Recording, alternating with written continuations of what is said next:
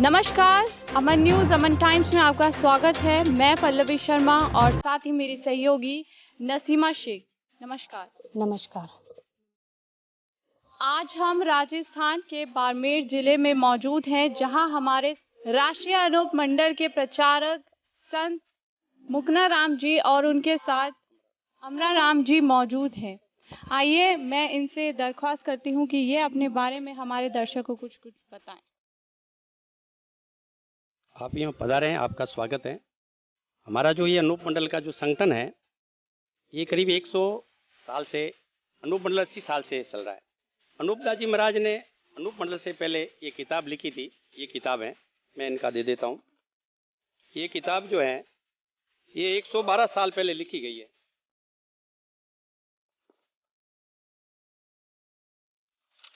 ये किताब 112 साल पहले लिखी है। ये महात्मा जी हुए थे, आज से करीब 172 साल पहले उनका जन्म हुआ था। उन्होंने थोड़ी समझ आने के बाद में भक्ति की, और भक्ति करके पता किया, जो संत लोग भक्ति करते हैं सबका अलग अलग लक्ष्य होता है। तो उन्होंने भक्ति करके भक्ति की, तो उनको पता चला कि भाई ये संसार में दुख क्यों बढ़ रहा है। बाप से पहले बेटा मर रहा है, अकाल पड़ रहा है, बीमारी हो रही है, आपस में ये जो विद्रोह हो रहा है। तो उन्होंने इनकी खोज की, और खोज करके ध्यान किया तो उनको पता चला कि कोई ये ईश्वरी कुदरत नहीं है, प्रकृति नहीं है, कुदरत नहीं है। ये कोई राक्षसी विद्या से कोई मानव समाज के लोग कर रहे हैं।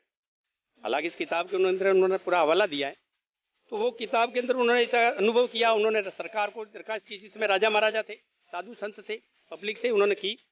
मगर जिन लोगों के खिलाफ किताब लिखी गई है वो लोग ताकतवर थे, और ताकतवर होने की वजह से सरकार भी उनके सामने नहीं बोल पाती थी, और ये बात आगे नहीं बढ़ी। तो उन्होंने किताब लिखी, और किताब लिखने के बाद में ये किताब प्रकाशित की। तो आप इसको किस तरह से सहयोग कर रहे हैं? हम ये कर रहे हैं कि ये संदेश जो ये महात्मा जी का दुनिया तक पहुंचाना चाहते हैं। दुनिया को ये पता चले कि वास्तविकता में ये कुदरत के साथ में जो खिलवाड़ हो रहा है, जो भूकंप है, तूफान है, ज्वालामुखी है, अतिवृष्टि है, प्रकृति से नहीं, कुदरत से नहीं है। मैं आपको शॉर्ट कॉन्सेप्ट में और खुले में बता रहा हूँ, मतलब यानी साफ साफ बता रहा हूँ कि भूकंप जो आ रहा है ये धरती माता के ताण की बीमारी है। ये तूफान आ रहा है, ये धरती माता के दम सड़ता है। जैसे हवा तेज चलती है, जैसे कोई तूफान आया और वृक्ष उखड़ गए, तो ये कुदरत से नहीं होता। प्रकृति अपनी कुदरत बनाई है, कुदरत ने, सृष्टि ने, परमात्मा ने, ये परमेश्वर ने सृष्टि बनाई है, वो बिगाड़ नहीं सकता। तो ये तूफान धरती माता के दम की बीमारी है, ज्वालामुखी है, जैसे पहाड़ में से आग निकल रही है। जैसे एक आदमी के हड्डी में कोई बीमारी हो जाती है, हड्डियां गल जाती है, उसको कीड़ी नगरे की बीमारी कहते हैं। वो बीमारी है, वो कुदरत नहीं है। जो लोग ज्वालामुखी जाते हैं, दर्शन करते हैं, वो नहीं है। इस प्रकार ये जो उन्होंने देखा, फिर ये समुद्रों का पानी खारा हुआ है, ये धरती माता के बदहजमी का रोग है। ये समुद्र ऊपर नीचे हो रहा है, ये धरती माता के फाफड़े की बीमारी, जैसे आदमी का पेट फूलता है। और जो नदी नाले सूख रहे हैं, ये लकवे की बीमारी, जैसे आदमी के खून में नसें बंद हो जाती है तो लकवा हो जाता है। और जो जमीन में पानी खारा हो रहा है, ये धरती माता के खून खराबे की बीमारी है। इस प्रकार उन्होंने खोज करके ये दुनिया के सामने रखा, दुनिया को समझाया। फिर दुनिया ने नहीं समझी तो उन्होंने किताब लिखी। हमने इस किताब का अध्ययन अनुभव किया। हम इस किताब के माध्यम से ये संदेश दुनिया तक पहुंचाना चाहते हैं कि आखिर ये कर कौन रहा है। आज के इस कार्यक्रम का उद्देश्य भी यही रहा। हमारा उद्देश्य ये है कि ये बात दुनिया तक पहुंचानी, आम जन तक पहुंचानी। कि महात्मा जी का भी उद्देश्य है कि ये बात घर, गांव गांव, गली गली और शहर शहर तक पहुंचाना। ये अच्छा, इस बुक में जो ये जिक्र किया गया है, जो कम उम्र के बच्चे वक्त से पहले मर जाते हैं, इसका क्या मतलब है? ये ईश्वर की कुदरत नहीं है। जैसे राम राज्य में एक बाप से पहले बेटा मरा था, उसमें ये, जैसे राम राज्य में एक बाप से पहले बेटा मरा, तो वो एक ब्राह्मण का बेटा था। उस ब्राह्मण ने अपने बेटे को ले जाकर राम के दरबार में रखा, और राम को कहा कि तेरे राज्य में कोई खोट है, उसमें लिखा हुआ रामायण में। तब रामचंद्र जी ने इसकी खोज की, ब्राह्मणों से पूछा भाई ये बेटा मरने का कारण क्या। तो उन ब्राह्मणों ने बताया कि कोई शूद्र तपस्या कर रहा है। वो कौन कर रहा है, कहाँ कर रहा है। तो उनकी खोज की, एक शुंभक नाम का शूद्र था, उनको मारने से वो बच्चा जिंदा हुआ। ये बात रामायण में लिखी हुई है। तो उस समय में एक शूद्र की तपस्या करने से बाप से पहले बेटा मरा। तो अभी तपस्या कौन कर रहा है, जो अभी बाप से पहले बेटा मरा है। ये रामायण का प्रमाण है। क्योंकि शूद्र जाति के जो लोग हैं, ये जैसे SC ST OBC के, ये शूद्र नहीं है तो क्षत्रिय हैं। शूद्र तो कोई और है जिसका हमको पता ही नहीं है। और ये जो भूत प्रेत, ये भूत प्रेत वगैरह आते हैं, ये कुदरत से नहीं आते हैं, इनकी एक साधना होती है। तो ये भूत प्रेत की बात आपने बहुत बढ़िया प्रश्न किया है। ये भूत प्रेत जो आते हैं, जैसे आपको मालूम हो तो रामायण में लिखा है कि रावण ने एक लंका बनाई थी समुद्र के बीच में, और वहां पे वो कोई हवन वगैरह करता था, और हवन करने से दुनिया में विघ्न पैदा होता था। इसी प्रकार आज भी कोई समुद्रों के बीच में कोई ऐसा हवन कर रहा है, इस किताब में लिखा है जगतीतकारणी में। तो वो हवन कर रहा है, वहां से ये बीमारियां, भूकंप, तूफान और भूत प्रेत वगैरह आते अच्छा, हैं। जो ये किताब में लिखा है आपको लगता है ये सच है? 100% सत्य है, और इस किताब में कोई झूठी साबित नहीं कर सकता, क्योंकि इस किताब में जो बात लिखी है ना, जैसे एक बात है कि किताब में लिखा है कि ये सौदागर महाजनान बढ़िया कर रहे हैं, और उनका मतलब होता है जैन समाज के लोग करते हैं। तो हमने इसका अध्ययन किया है कि अनोपदाजी महाराज के जन्म से पहले इस शास्त्रों में जैन समाज के खिलाफ लिखा गया। जैसे एक रजब दाजी हुए, दादू दाजी की शिष्य, उन्होंने एक रजब वाणी में लिखा कि जैन जंजाल है। लेकिन साइंस तो इन बातों को नहीं मानता, उनको क्या कहेंगे आप? साइंस नहीं मान रहा है तभी तो दुख पा रहे हैं। साइंस को इसकी खोज करनी चाहिए। जैसे आज मैं आपको बताऊं, जितने भी संसार में तंत्र मंत्र चल रहे हैं, क्या साइंस ने इसके ऊपर रोक लगाई? नहीं मानता है तो ये पाखंड क्यों फैला रहे हैं? नहीं, जिस बरमूडा ट्रायंगल की आप बात कर रहे हैं, हाँ। समुद्र के ऊपर, हाँ। तो वहां तो अभी तक ऐसा कुछ नहीं पाया गया जैसा। उसकी खोज करने का हमने एक बात लिखी है सरकार को, मैंने बहुत सारे ज्ञापन लिखे, हम आपकी उनकी कॉपी देंगे। तो उसमें हमने लिखा है कि जो ये स्वर्ग नरक बताते हैं ना, गुरु पुराण में लिखा है, तो वो स्वर्ग नरक है, वो ईश्वर का घर नहीं है, कोई धर्मराज का दरबार नहीं है। वहां पे इन जैनियों की दुनिया है, और हमको भ्रमित करने के लिए उसमें स्वर्ग नरक, हमको मतलब गुमराह करने के लिए लिखा गया। हम उसकी खोज कराना चाहते हैं कि स्वर्ग नरक आया हुआ कहाँ है। फिर हम आपको एक महत्वपूर्ण बात बताते हैं, जो ज्योतिष शास्त्र है, हमारा पंचांग चल रहा है, आपको हम पंचांग के 10-12 ऐसे पंचांग बताएंगे। तो उसके अंदर लिखा है कि एक भाई का वर्ग सुआ है, एक भाई का वर्ग बिल्ला, यानी एक आदमी का। तो जैसे घर में एक आदमी है, बाप है, उनका वर्ग सुआ है, और बेटा का वर्ग बिल्ली है, और बेटा बाप को मार रहा है ना, कई जगह खबरें आ रही है। तो ये कुदरत के साथ खिलवाड़ है, जिसका हमारे साधु संतों को, पंडित ब्राह्मणों को मालूम नहीं है। हम इनकी जानकारी देना चाहते हैं। हम साधुओं को, ब्राह्मणों को भी कहते हैं इनकी खोज कीजिएगा कि क्या वास्तविकता में ये जो ज्योतिष में लिखा है, शनि लगा राहु लगा, क्या ये शनि राहु लगते हैं या इनके पीछे कोई षड्यंत्र है? अच्छा, एक बात और बताइए, ये जो बुरे सपने आते हैं और ये जो सर्दी गर्मी, इसका क्या उद्देश्य? ये जो बुरे सपने आ रहे हैं ना, इसके में बहुत अच्छी बात पूछी है। ये सपने बाप जी ने सपने के अंदर लिखा है, ये सपने जाड़ है। पहले सपने नहीं आते थे, आज सपना आ रहा। सपने में कितना नुकसान हो रहा है। सपने में साधुओं की ब्रह्म शक्ति जा रही है।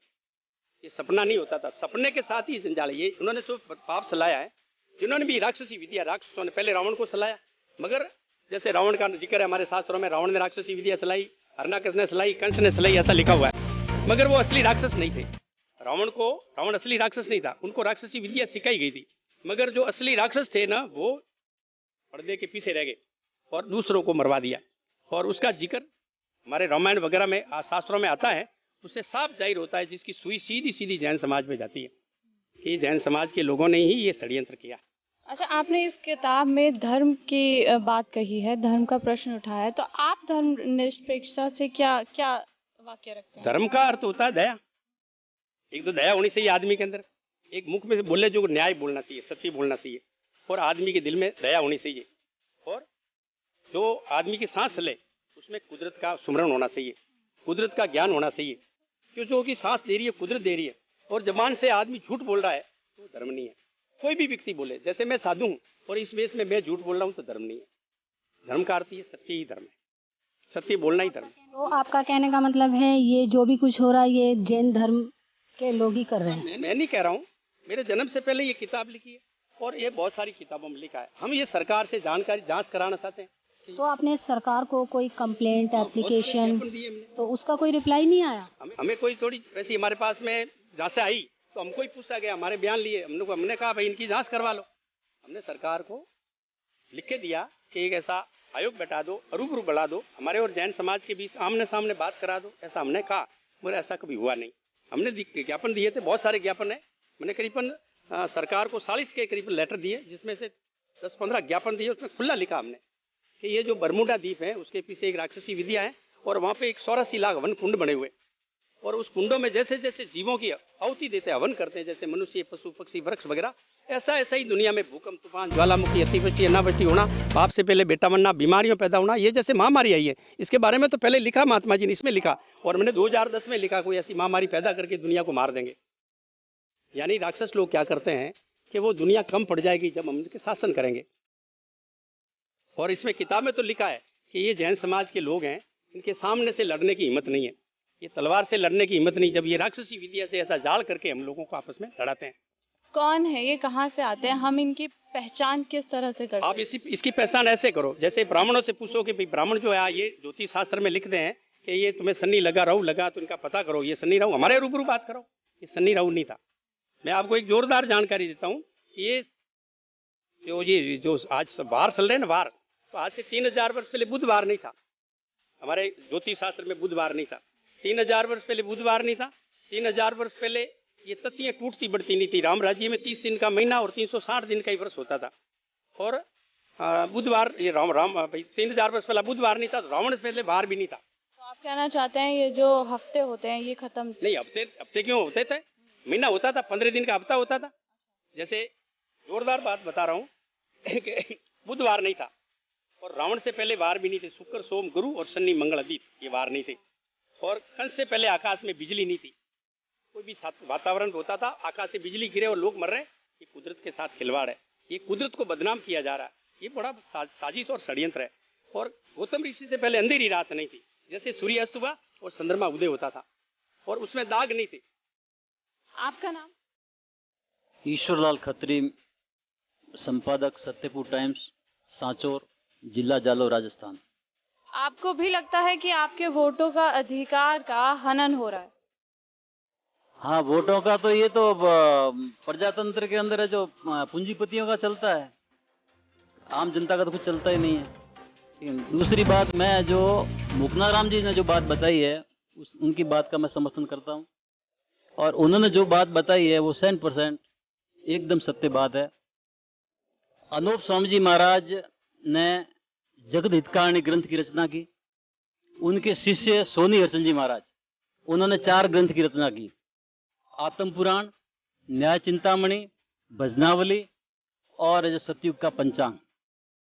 टोटल 5 ग्रंथ अनूप मंडल के। इन ग्रंथों के अंदर जैनियों के ऊपर विश्व विनाश का आरोप लगाया गया है। हम चाहते हैं कि भारत सरकार इन ग्रंथों की जांच करवाए और दूध का दूध और पानी का पानी करे। 100 साल से ये अनूप मंडल संघर्ष करता आ रहा है, लेकिन सरकार इसके ऊपर कोई ध्यान नहीं दे रही है। ठीक। और जैन ग्रंथ इन बातों की पुष्टि करते हैं। जो आरोप लगाए गए हैं अनूप मंडल के ग्रंथों में, उसकी जैन ग्रंथ पुष्टि करते हैं, और वो ग्रंथ भी हमारे पास में है। यदि सरकार जो कोई आयोग बिठाए या किसी न्यायाधीश से जांच करवाए तो है जो हम वो सारे सबूत भी उनके सामने पेश कर देंगे हमारे पास। और मैंने एक ये सत्यपुर टाइम्स विशेषांक ये किताब भी छापी है, इसमें पूरा विश्लेषण मैंने दिया है। हमारे ग्रंथ क्या कह रहे हैं, अनूप मंडल के ग्रंथ क्या कह रहे हैं, जैनियों के ग्रंथ क्या कह रहे हैं, ईसाइयों के ग्रंथ क्या कह रहे हैं, मुसलमानों के ग्रंथ क्या कह रहे हैं, उनका सारा विश्लेषण मैंने दिया है और इसमें सारा विचार है।